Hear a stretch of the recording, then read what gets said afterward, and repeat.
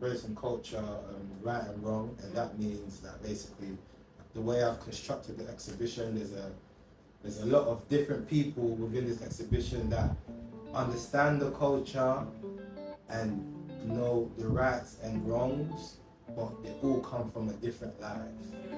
And I like that. but within this culture, they understand what's right and what's wrong, but maybe within their separate cultures, right? Some things that are right within this culture is wrong within that culture. I went to Chelsea, UAL. Okay. And I applied to the Slade. Okay. Yeah. And I applied to Nottingham as well, and I applied to Kingston. Yeah. But I did get into all of them. But the only reason I chose Goldsmiths is because I didn't want to go there. You didn't go to Slade? Oh my gosh, yeah. I didn't. Everyone's like, listen, this is what I was about to say, because I thought, you know, it looks so good for me, like if I go there, because like everyone knows that school, you know what I mean? It's quite like up there, but I did a lot of research. I spoke to a lot of people, a lot of artists like that I speak to on my socials and that, and they really put me off of it. They just said like it's not a great environment for certain people, you know what I mean? Like, I don't know. But yeah, no, like, even when I went to my interview for Goldsmith, because I didn't want to go there, that was like on the bottom of my list, because my friend actually went there before, so I visited her like the whole of her first year, and I was like, this is not a vibe. But when I went to the interview, they asked me questions that none of the other unis asked me. Like, they asked me things that made me do my art in a different way. Like, I don't know, like, I just was like, you know, this is where I want to go, so that really challenges me to look at my art in a different way. How long have you been doing the course now? Just a year. A year. So 2 more years left. Yeah, 2 more years. I think. Oh, and you're gonna stick this out. Mhm. Yeah. I thought I feel like at the end of it, I feel like you're gonna be a whole different artist. Oh, already I feel like I am. Yeah. Like, literally. Yeah. So at the end of that, you'll be obviously that age, and so is that when you're gonna make the decision on what you want to do, or do you think you're gonna try? I mean, I'm not gonna pressure myself, but I feel like I'm already starting to like have ideas. So I'm excited for second year to see like. So I feel like third year is more serious, like that's when you have your degree show, all of that stuff. But second year is like your last opportunity to really experiment, do anything you want, and it's like. So that's what I want to do. I want to paint, but I also want to like start doing more mixed media things, like videography, everything. I want to. What's your pathway? Find out. Yeah. So that's what I mean. I can do anything I want. You know what I mean? Yeah. But obviously this year I kind of just stopped the painting because what I kind of know. I kind of stayed in my safety net. Yeah. But I did see a difference because again, a lot of my paintings, I like it to be positive. I like it to be uplifting. You know, teach you things. But I was not in a good place. Like, uni was very, very hard at first. I really did want to drop out. But I was like, you know what, let me just use this and put it in my art. Because I always felt like, oh, I don't want to do something that's like sad, like no one's going to want it. But then I was like, why am I making this? I should be making it for myself first and foremost. And you know, it was so nice. I ended up doing, I'll show you, but I ended up doing some paintings of me, like just in a sad state basically. And it really, I felt like weight lifted up, you know what I mean? And people really found that more interesting than the art I'd made before. They're always gonna find like something that they have to think about, and you have to think about and conceptualize to bring together. Everyone's always gonna find that more interesting. To be honest, myself in my own practice, and I've been working on conceptualizing a lot of pieces, a lot more, making people think why. Yeah. You know what I'm trying to say? That's what makes a great art piece. I just think, why did he do this? Why did he do that? What's the reasons behind this and that? No, and it definitely was nice. Like, obviously, a lot of, well, pretty much all my art is about like black representation, because at the end of the day, we don't have a lot of it, so why not? But even that, I felt like pressured. Like, I was like, I think it's an important topic, but I'm like, I don't want all my art to always just be like I'm more than just like my race. Even in my race is like I can't separate that from myself. It's like, you know, when someone's like sexuality or whatever, it becomes their whole personality. It's like I don't want to fall into that toxic thing. You know what I mean? So for me, it was one choice. It was do for yourself or wait around. And I didn't want to kind of like wait around as much. Yeah. So I basically, you know, started figuring out what I want to do for myself. I had to accept the reality that for the most part, there's some people that would forever think I got lucky. Like, it doesn't matter what happens going forward in life, I forever got lucky to them. Like, if I was in a room with a billionaire and I was a billionaire, but I'm an artist and they made their money from something else, they think I got lucky. My conversation and their conversation is not the same. They don't treat us the same. And that's just what the reality of being an artist is. You have to accept the fact that you might not win. You might accept the fact that most people think you're not a real job. All these negatives needs to be accepted with the positives. Not that you want it. I was telling somebody, even me as an artist, I talked to some of my fellow friends that are artists. Only now do I think the spectrum has changed. Where I'm like, I wouldn't buy work from you based on how you talk because I can't tell you be an artist in 5 years. No, I feel you. And a good amount of those people, and not in a bad way, but are not artists anymore because of how they approached it. You could tell that it was like, oh, this is working right now. It's this. And you know what I mean? No, definitely. I felt that. It's true. Because if I can't, like, it don't matter how great it is. Remember, we're still buying art. That is a luxury. If it's taking away the luxury part of it, I can just go get somewhere that can draw to draw. The reason I'm buying it is because you have identified as an artist. As an artist, you're going to go through certain things and buying a part of your life. If you start working in corporate, I can sue you, fam. You're just taking my money for nothing. Yeah, it's true because it's not just the image. You're making an unspoken promise to a buyer every time you buy a work that I'm going to keep on chasing art. I feel because by the mere reality of you continuing your job is increasing the value of what they bought from you. They've invested in you.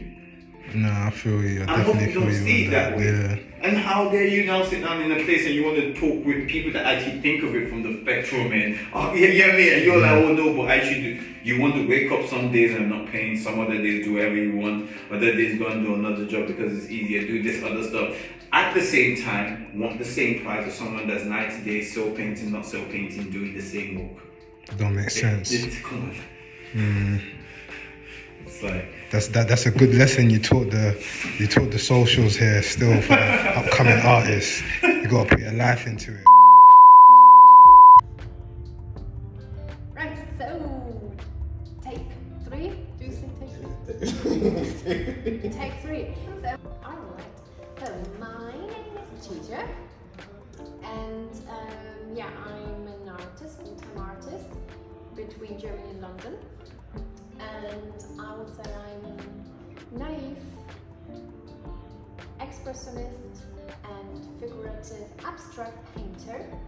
And my last exhibition was in the Liquid Gold Studios Gallery in Holborn, which was called the Art Kiosk, where your inner child felt very happy and safe, and it was a place full of wonder and where you can lead us, but actually they are very stuck and didn't grow up actually. Do you know what I mean? Yeah. A lot of adults now, they're not really good good examples. examples. They're not really good examples. And then they give to these precious pearls, which are so perfect. And they know so much more. Actually, really, kids are really masters to me. They know so much more. They're connected to the roots and to the nature so much more than we are. You know what I mean? So I just use a lot of words to describe as well the artwork. But as well, I think it's funny somehow, because I discovered that talent of using words. 35 years. When I was like 17, I was like homeless for a while and I started squatting, and I squatted like wherever I could. Is that how you come across Selvin? Yes, it is. Yeah, that's how I came across Selvin, because I bumped into this girl trying to buy a dog. Like, I didn't even have a house, but I wanted a dog. And she was like, oh, bless her, like, she was probably like, oh yeah, I know this person, why didn't you come in? And then she was like, you smoke? And I was like, yeah, I smoke, I've got some weed. And then we were just sitting there smoking for like 4 hours. Then I left, she invited me for dinner. And I came for dinner and she invited me to like stay in the squat basically. And I lived on the staircase for like quite a few months. And then just had the most amazing space. It's like a warehouse like this, but like twice as high ceilings, like a proper Victorian warehouse with like 20 of the little small windows and like 15 of those. Freezing cold in the winter, in the summer it was amazing, and I had like a desk space. You could go crazy. It's so big. You could have like desks all along there, desks along there, desks along there, and that was just like my zone. Yeah, did you create a lot of art there then? Yeah, so they all just finished their last year of uni of art, and I was just starting mine. I just got I was planning on taking a year off, but because I'm dyslexic and I got homeless, I basically like fucked up the last bit of my college. But luckily, when I went to Central St Martin's, they let me in anyway with an unconditional offer. So obviously I had to take that, otherwise I would have like lost the opportunity, which is really lucky. I feel like someone might have chatted to them about my situation, but You can get on your own, man. yeah. They won't take it if you think you'll stick to it. Yeah. I mean, it's a lot of, it's like 400 people to every one person they pick or something. So I was really happy about that, because Angel. Yeah.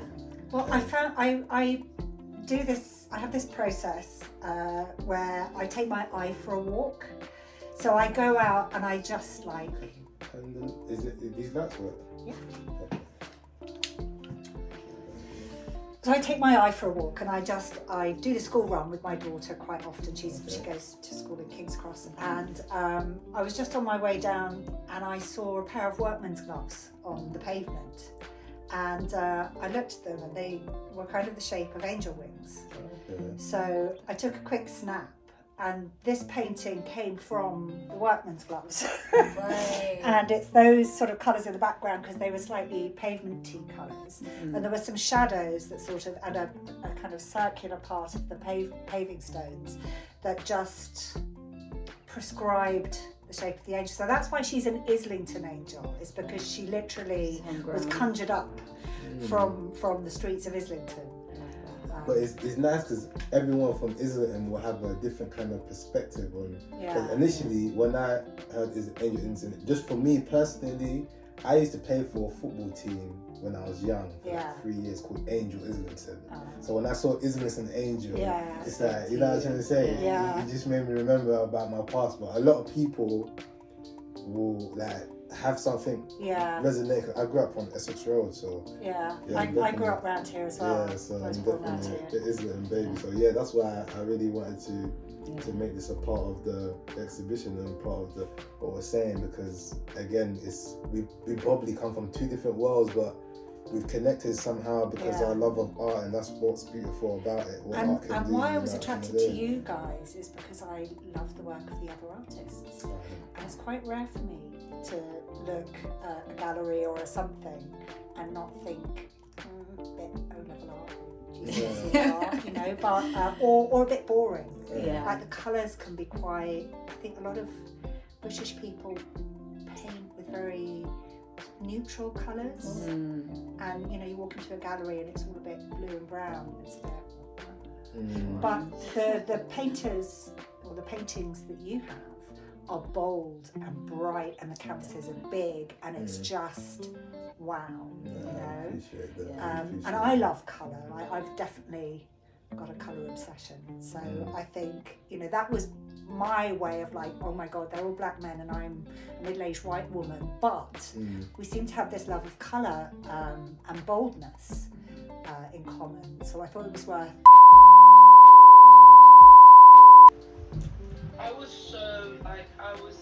This was right before the exhibition, and by that point I knew that I was like going to Texas, and it was kind of like a daunting thing for me, because like I told you, like a fragment of my life, but it was just hard to imagine myself outside of my environment. Like, I learned how to survive in the area that you're in now, and all the way to Islington, I learned how to survive, and that was my comfort zone, you know. So leaving my job, leaving everything, and just pissing off was like a scary, very, very scary thought. A scary thing to do. But most people, it's like, whatever, you're just going away, it's not that deep. But no, it was deep to me. I never flew on an aeroplane for longer than a fucking hour, and I was about to do 10 hours. Like, you know, and I was about to be in a place I have no idea. Like, I've just never been. I don't know how to maneuver.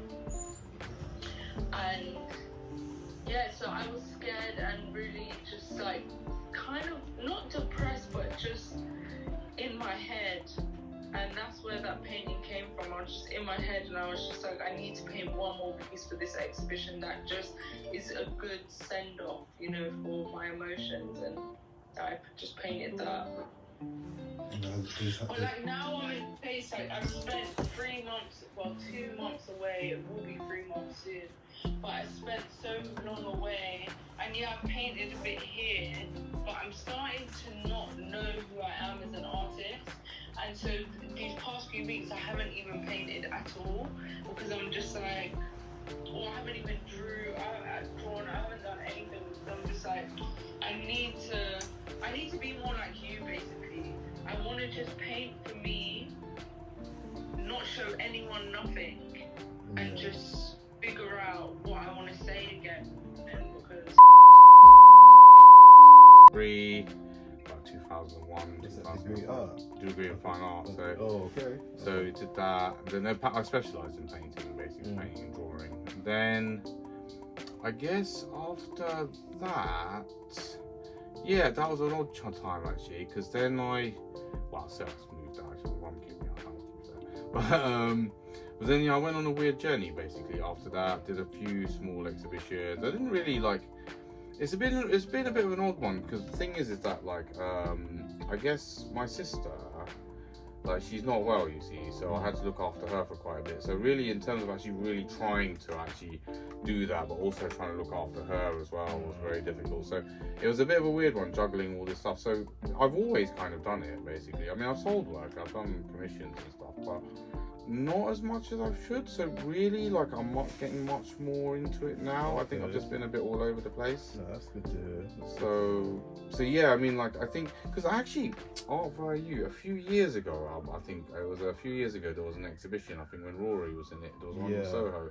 Now I think they kind of wanted me to do something there, but then I was not in a good place at the time. I was like in a really odd place there. My head's so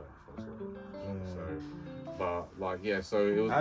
How do you see, obviously I'm sure you've come across a lot of different art organizations in your time, just trying to work with them and whatnot, and like comparing the rest of them to ArtViaYou, what makes you feel comfortable with us to go forward? That's a good question actually. So I'm always pretty open, because I'm already part of an arts collective anyway, so which were quite big. So there's one called Random Artists, and we do stuff like that. So so yeah, I guess and Rory's spoken really highly of you guys actually, and said that you lot did some good things. And so I remember there was a guy, I don't know if it was you or someone else that actually used to drive. I see them in Islington sometimes, and they drove past me, and that's when they said, they asked me if I wanted to be part of the thing, and I was going to. Like I said, at the time, it was just a really mental time for me, actually, just trying to come out with some crazy shit. Life always gets in the way sometimes. It's nice that you can, like, years later, we can reconnect and like organic, because it's like, that was me. We met. I saw you one time, and I just asked you randomly. You like an artist? You do art? And you said, we connected just like that. So like, now that we're here again, it's like like I said, it's a full circle. And like I said, it's an interesting one, because I think sometimes with myself, I chicken out of things. I actually like I said, my head was not in a good place at that time actually, so I actually went through a lot of like shit basically. So, but yeah, recently I've been feeling alright actually. So recently I've actually been like, not like, you know how sometimes like, you're just like literally, you just get ground down sometimes, and you really need to just pick yourself up and just go for a lot of shit. So, but yeah, no, actually, like I said, I think partly because weirdly I also help organise exhibitions and stuff like that. I just want to take a picture. Well, yeah, definitely, man, because definitely pieces like these two, even that one. But these two in particular. Well, you don't want to sell this, do you? Nah, I've had this one for a minute, man. And because all my stuff is written by me, and a lot of it is like, just like on the spot, like just how I feel, raw. It's like when I write stuff and that's like depiction of like my little nephew. So like certain things that hold meaning to me, I'm like, I don't really care to sell them too much. I would love for them to be seen. You know, maybe I will never sell them, but maybe I'll hear a price one day and I'll be like, you know what? Whoever's, depending on who it is or whatever. You know? Some of them I will sell for less to the right person because it's sentimental. You know what I mean?